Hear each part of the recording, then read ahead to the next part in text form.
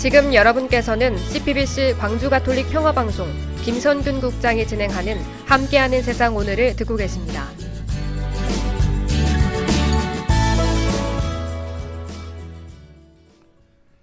네, 대한민국 수도 서울을 더욱 크게 서울 메가시티론이 총선을 몇 달 남기지 않고 전국을 강타하고 있습니다.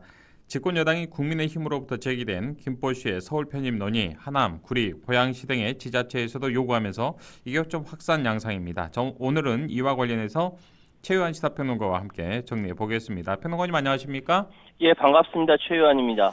자, 지난달 30일 국민의힘이 깜짝 발표를 했습니다. 경기도 김포시를 서울로 좀 편입하는 방안, 국민의힘에서 지금 당론으로 추진하겠다 이렇게 밝히고 있지 않습니까? 이게 지금 김포 지역 주민들의 강력한 요구가 있었다라고 국민의힘은 주장하고 있는데요.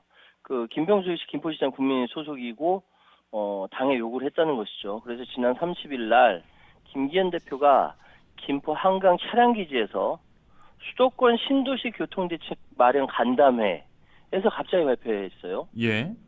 수도권 신도시 교통대책 마련이 김포를 서울로 편입하는 편입하는 거하고 거다. 약간 연관성은 찾기 좀 힘들지 않나 싶어요. 이게 좀 약간 맞지 않습니다. 미스매치입니다. 이게 갑자기 발표돼 버리니까 예. 김포시의 서울 편입이 정치권 지금 최고의 화두가 돼 버렸어요. 블랙홀처럼 다른 아젠다들을 다 빨아들이고 있습니다. 논리는 런던, 뉴욕, 베이징 같은 세계적 도시에 비해 서울 면적이 좁다. 인구도 과잉이다. 김포를 편입하면 경제 발전이 가능하다는 겁니다. 근데 서울, 경기도, 김포시 3자 자치단체가 협의를 하려면 워낙 이해관계가 충돌되니까 시간도 많이 걸리니까 의원 입법으로 하겠다. 당론을 정한 거죠. 예. 의원 입법으로 하게 돼서 결정 나면은 바로 진행이 가능하니까요. 그렇군요. 김포시 인구가 약 50만여 명 정도 되나 보네요. 예. 50만 명. 목포시 인구 한 22만, 23만 정도 되니까 목포시 인구의 한 2배 정도가 흡수되는 이런 이제 흡수를 하려고 하는 이런 상황인데 편입하려는. 자, 뭐 물론 의도는 알겠습니다만 과연 경기도 김포시가 서울시 김포구가 되는 게 이게 과연 현실성이 있는가라는 질문 따라 붙거든요. 어떻습니까? 예. 느닷없이 김포시 서울 편이 거론된 배경은 경기도의 분도, 경기 북도를 따로 추진하겠다 이 움직임이 있습니다. 네. 그러니까 경기도가 남과 북으로 나눠질 경우 김포시는 한강 남쪽에 있기 때문에 남도에 속해야 되는데 이게 접근성도 문제가 있고요. 이 경기 북도 편입을 맞대치 않아 했던 김포시는 이게 서울로 출퇴근 인구가 뭐 87%다라고 얘기하면서 네. 서울과 생활권이 겹친다. 서울 편입론에 불을 지핀 거죠. 예전에 63년도에 김포시 양동면과 양서면이 각각 양천구와 강서구로 편입된 적이 있다는 그런 사례도 있기는 있군요. 예. 그러면서 11월부터 이제 김포 시민대에서 여론조사를 실시하고 있는데 실시한다 예고했었는데 그 전에 깜짝 발표를 김기현 대표가 하면서 불을 확 지핀 거죠. 예. 자, 그런데 평론가님, 우리가 상식적으로요, 뭐 서울에 살지는 않기 때문에 네. 서울을 중심으로 놓고 보면 비단 인접 지역의 도시가 지자체가 김포시만 있는 게 아니지 않습니까? 예. 광명시도 있고 성남시도 있고요. 뭐 여러 가지 다른 지자체도 있는데 형평성 문제 또는 왜 하필이면 김포인가라는 또 질문 드리지 않을 수가 없을 것 같은데요. 그러니까요. 지금 편입 주장하는 가능성을 따져보니까 고양시, 구리시, 하남시, 과천시, 광명시, 부천시, 광명하고 과천은요. 예. 통화권은 또 02, 지역번호 02를 써요. 통화권은 또 같아요. 아, 그렇군요. 또 서울 지역번호를 쓰는군요. 02번. 예. 국민의힘이 김포의 서울 편입을 추진하면서 내세운 이유가 지리적으로 인접하고 서울로 출퇴근하는 생활권이 같이 한다. 그렇게 따지면 다른 데가 더 가까운 데가 많거든요. 그러니까요. 당연히 형평성 문제가 생기고 그러니까 윤재욱 국민의힘 원내대표가 편입 대상 김포를 우선적으로 보지만 나머지 원하는 도시 적극적으로 검토하겠다. 그야말로 예. 그러면 서울이 나머지 원하는 데 다 편입하게 되면 메가시티, 거대 도시가 예. 탄생하게 되는 것이고 이걸 일사천리로 편입을 추진하겠다는 겁니다. 그렇군요. 그냥 뭐 말 나온 김에 뭐 광주까지 다 이렇게 포함하면 범 서울권이 다 되지 않을까 싶습니다. 서울대학교도 1, 2, 3, 4대학, 5대학, 6대학까지 만들어 놓으면 예, 뭐 입시 문제도 다 해결할 수 있을 것 같고 좀 더 팍팍 넓히면 좋겠습니다. 귀향하는 거. 자, 무엇보다 더 큰 문제 뭐 지방은 어쩌고 또 다시 서울 수도권이냐 이런 논란 이게 나올 수밖에 없는 거 아니겠습니까? 당연하죠. 가장 큰 걸림돌이고 그렇지 않아도 지금 지역 소멸이라 난리인데 지금 상황은요. 이게 상식적으로 이해가 안 되는데 서울에서는 이게 먹힌다는 것이죠. 이게 좀 이따 말씀드리겠습니다만 땅값 때문에 그렇습니다. 예. 자, 그 서울에서는 이제 이 메가시티 초광역권을 더 키우자는 의견도 만만치 않아요. 그러니까 지금 거의 70년 동안 같은 면적을 서울이 유지하고 있는데 서울이 지금 605.2제곱킬로미터입니다. 근데 북의 평양시는요 서울보다 더 커요. 829.1제곱킬로미터예요. 네. 경쟁 도시인 런던, 뉴욕, 베를린 다 서울보다 훨씬 더 크거든요. 그러니까 도시 경쟁력을 위해 서울을 더 키워야 한다라는 목소리가 있는 것도 사실입니다. 그런데 서울 확대라는 정책은 그동안 여러 정부, 보수 진보를 떠나서 여러 정부에 거쳐서 국정 기조가 국토 균형 발전입니다. 여기 전면적으로 배치되는 거예요. 그러니까요.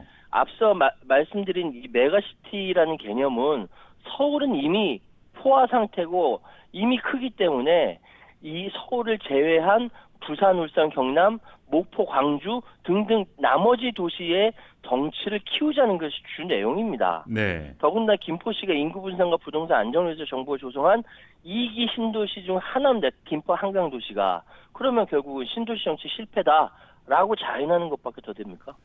자, 뭐 상황이 이렇다 보니까요. 김포시의 부동산 값이 벌써 지금 들썩이고 있다고 들었습니다. 지금 나오는 얘기가 서울 일상의 마지막 기회는 김포에 집을 사는 거다. 김포 집값 최소 3억 오른다. 이런 글이 막 쏟아지고 나오고 있거든요. 네. 저는 그래서 개인적으로 이번 그 발표를 욕망의 아젠다라고 부르고 싶습니다. 욕망의 아젠다. 네. 예.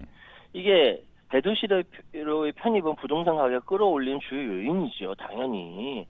교통 여건 개선되고 대도시의 교육, 문화, 인프라 등 시설을 이용할 수 있기 때문인데 그 대표적인 사례가 경북 군위군이 대구 편입되는 상황이 그렇거든요. 네. 땅값이 엄청 올랐어요. 그러면은 이 땅값 상승에 대한 기대가 김포만이 아니요.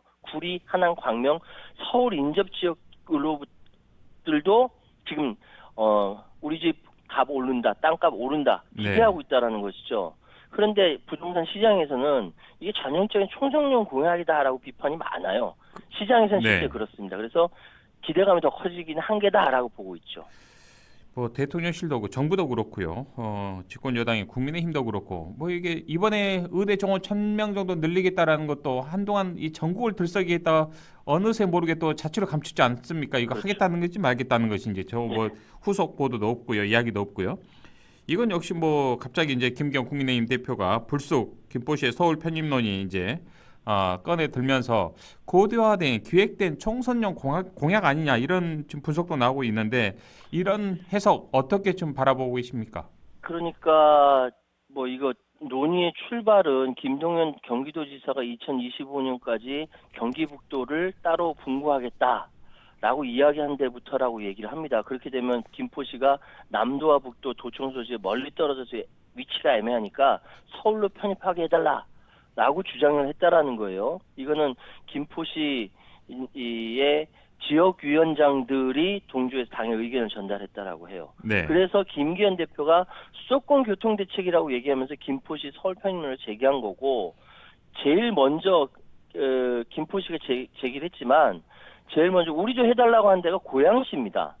고양시가 먼저 깃발 들고 그다음 구리, 하남, 성남, 남양주, 의정부, 광명 다 우리도 서울 하겠다라고 하는 거예요. 예. 그래서 의원 입법 형태가 될 가능성이 크다라고 얘기했고 결국은 윤재욱 원내대표가 원하는데 다 하겠다라고까지 얘기가 나오니까 처음엔 모닥불 수준이었던 서울 편입론이 이제 모든 아젠다를 다 빨아들이는 블랙홀이 돼버렸습니다. 그렇네요. 게다가 여의도 연구원장을 지낸 박수영 의원이 나머지 지역의 주민들 뜻 묻지 않을 이유 없다라고까지 얘기했거든요.